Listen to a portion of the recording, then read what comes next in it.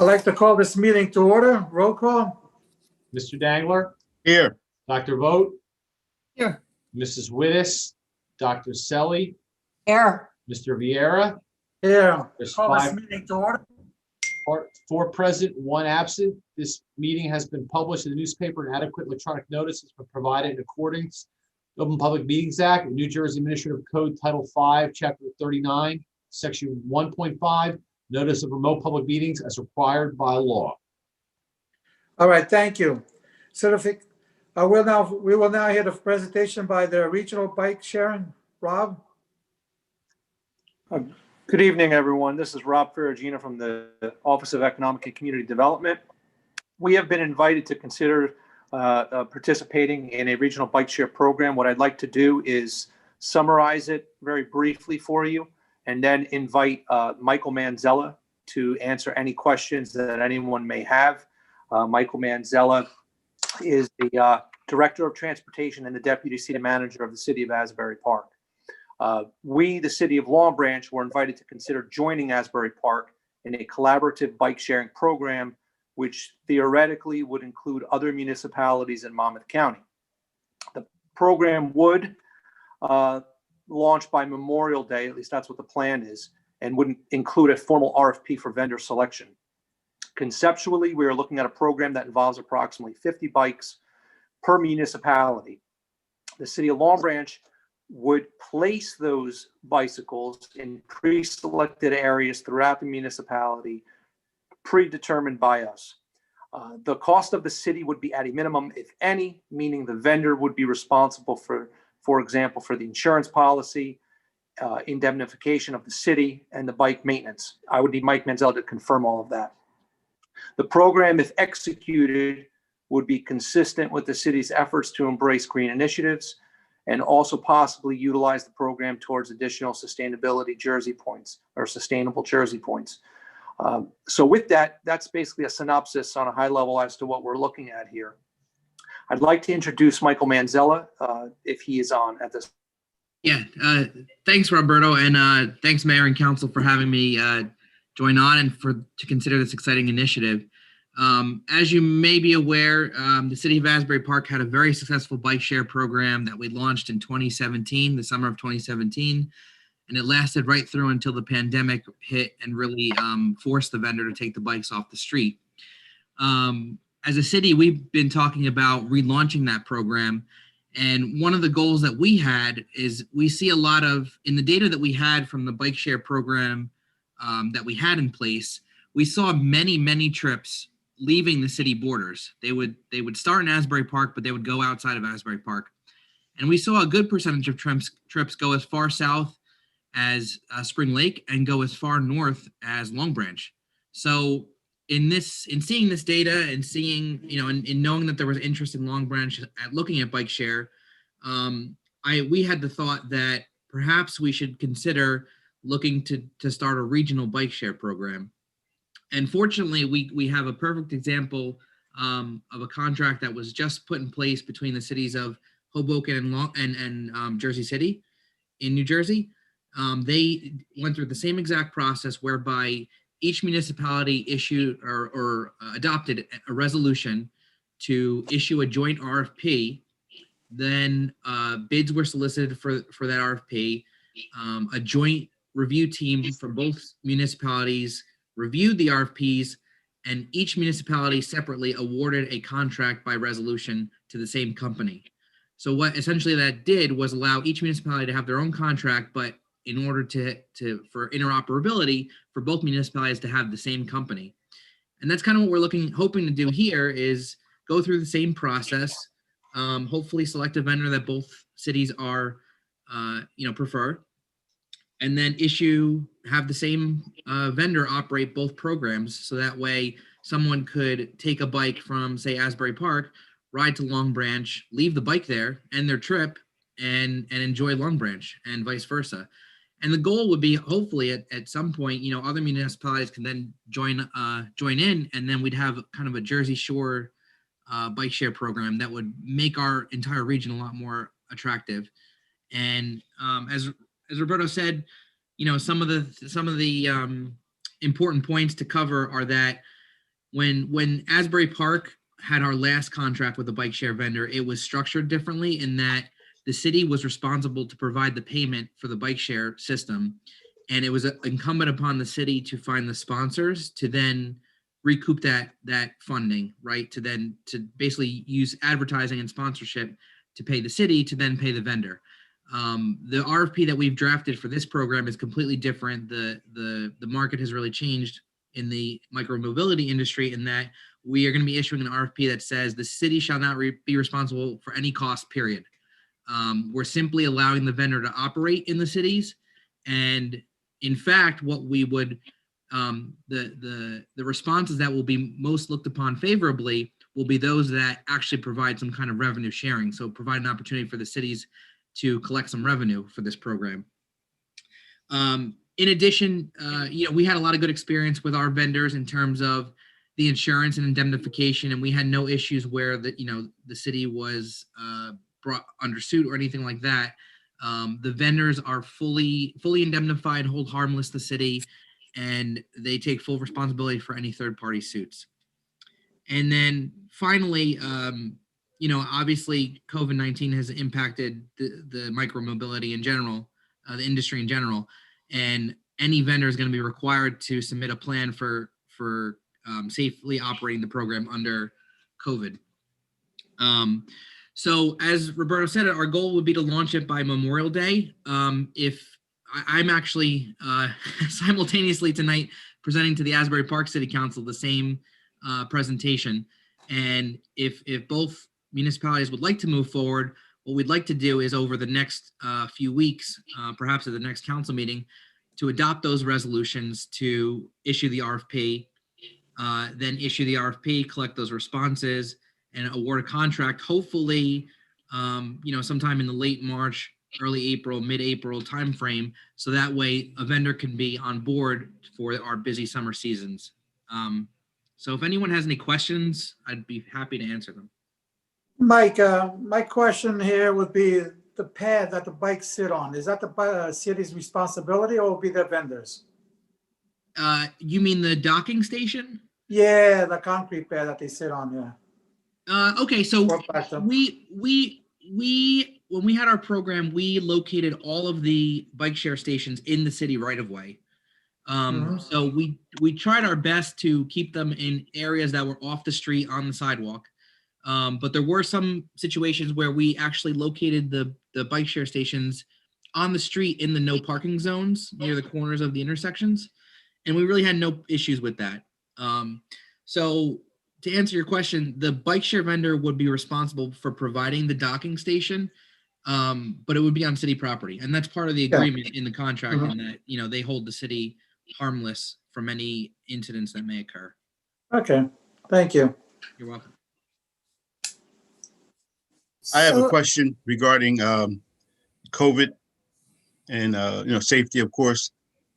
Who is responsible for keeping the bikes clean?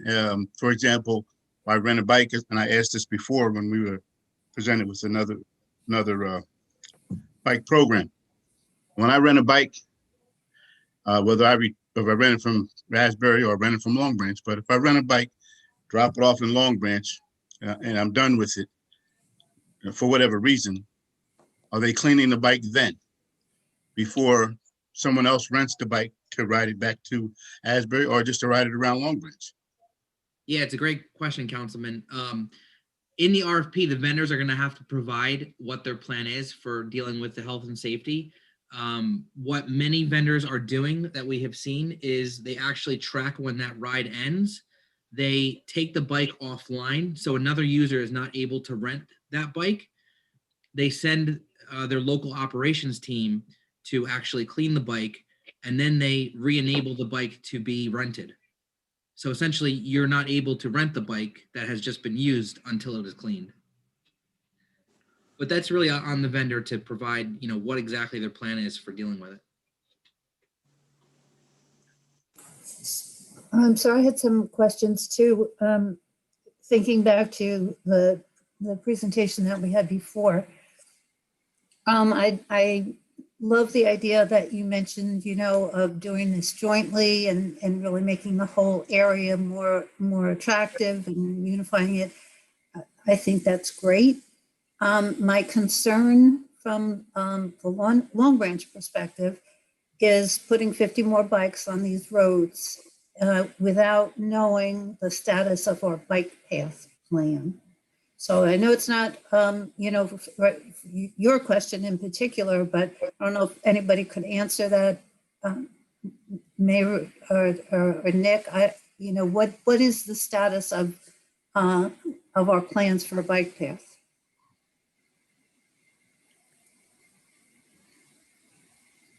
Well, it was certainly an objective identified in the master plan. We Right. have been working with the county on bike paths and in locations in municipality, and we are studying streets and roadway networks that could accommodate bike paths.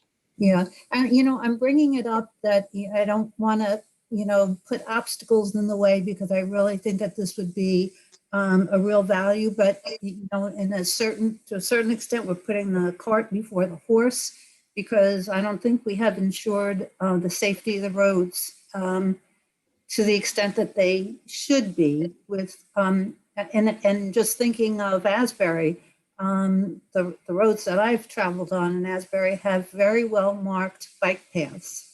And as a matter of fact, when we drive through, we sit there and we say, why can't Long Branch have something like this? So I just want to mention that kind of for the record, that the status, that we need to pay attention to that. And if we can expedite it in any way, I think we're serving the public well by doing that. So that's just one point. And then the second point, if you could just kind of do maybe some bullets. What specifically does the city need to do in terms of the work that's involved with it? So if you're asking me from Mike from Asbury Park, so as City of Asbury Park has offered to take the lead on the actual RFP, like actually issuing it, doing the work, collecting it. In terms of the City of Long Branch's responsibility, it would really be just to adopt the resolution to actually issue the joint RFP, to help us review the responses, and then to issue the resolution to launch the program. Once the program is launched, it would just require one staff person to kind of be the coordinating effort with the bike share company to help, give them direction in terms of where this bike share station should be located, setting up the programming, marketing it, and then, any other issues that may arise as the program rolls out. So it would be our responsibility to market it. No, well, the bike share company will do the marketing, but if you have normal city channels social media, things like that, in order to help launch the program and get it used, I think it would help to put it through the city channels. So. Okay, yeah, I was just, asking that in terms of kind of like where the responsibility rests with it. And in that review of the RFPs, is there some flexibility in there for Long Branch to, I guess it needs to be a joint decision on who's selected, right? Because without that, you really don't have a partnership here. Yeah, agreed. Except I will say that, we are separate municipalities, and if one or the other decides not to award a contract, then so be it. I mean, that would be, yeah. Okay, good. Thank you. Does anybody else have questions for Mike? Well, my only other concern, and I agree with Anita in regards to, within the next couple of weeks, let's say it's a positive consensus that we move forward, but how do we move forward without bike paths? I mean, in a perfect world, they could map out, the bikes will be here and we'll be doing all different things to make it safe COVID wise, but Long Branch does not have bike paths. We're in talks with the county and so on, and studying, but we don't have it. So how do we, before the next council meeting, or maybe even a month, I don't know how long it takes, but to just, come up with a resolution and say yes, and then figure out, well, now we need bike paths. So that's all I have to say. So at our last meeting, we talked about, Jeff, a tickler file and making sure that things kind of don't fall through the cracks. So just adding on to what Billy just said, can we put bike paths on, or mayor also, however the agenda building happens, can we put bike paths on an agenda within, like, let's say the next month? Not so much for all of the answers, but how is the plan moving forward and what's the timeline for completion? Yeah, we'll put that on the next couple of weeks, the next couple of agendas. Make sure we have bike paths in there so we keep this discussion going. Okay, good. Got that, Jeff? Discussion going, but I would just like to note that, bicycles are operable in roadways. You don't necessarily need a bike path to operate a bicycle on the roadways of the streets. Obviously, some streets are safer than others, and it would be nice to have a path, but I don't think it, eliminates the possibility of doing a bike share program or promoting bicycle usage in the city. I was gonna, I go through Deal all the time. I see no bike paths. They're all in there. They got room, but I don't see no bike paths either. And they use them all day long there. yeah, so this is Mike from Asbury again. One more point to that. Like the bike share stations can be located wherever you as a city would prefer to have them. So if you have existing streets that are comfortable for bike use, or if you have some existing bike lanes or paths, then you can locate those stations along those areas to start. And as you grow the network, then you can continue to spread out. I will say in Asbury Park, we over the last couple of years, I mean, you didn't note that we have some bike lanes, but as of a few years ago, we didn't have very many. So we've taken kind of a chicken and egg approach. It's not one before the other. We need to get people riding bikes and to support the need for the bike lanes, and then also provide the lanes for people to ride safely. So kind of do it all at the same time. Well, I just would I would like us to seriously, look into bike paths. I do understand, Nick, that it's not mandatory. Thank you. Anybody else? All right. Thank you, Mike. No problem. Thank you, Mayor and Council, and look forward to working with you soon. Thanks, Rob. Thank you. Thank you. You got it. Have a good night. Go ahead. Who's there? The next item will be the agenda presentation, Mr. President. Yes. We'll move right on to the presentation. Dominic Sinelli, our insurance. Yes. Dominic. Good evening, Mayor, Council. Thank you for having me tonight. I just want to give you a quick overview of our 2021 property insurance and health insurance renewal. For calendar year 2021, we were successful in securing a flat renewal for the city. It's the third year in a row that our insurance on property and casualty has been flat. In addition, we are able this year, our loss fund retention is at a beginning balance of $733,390. That will give us an opportunity in the next couple of years to decide if we want to take on more risk at the lower level and reduce the cost of our insurance premiums. So that's a credit to all the departments, department heads that have been attending our safety meetings and have been following through on safety and loss control. So it's been showing in the past 3 years a positive effect on our insurance budget. So it's worked out well. As far as our health benefits, as you know, we are part of the state health benefit plan. We've been in that plan for a few years now. This year, we've had a slight increase. The increase is around 2%, give or take, depending on the amount of employees from the previous year. So that renewal has been consistently favorable to the city, and it's worked out well.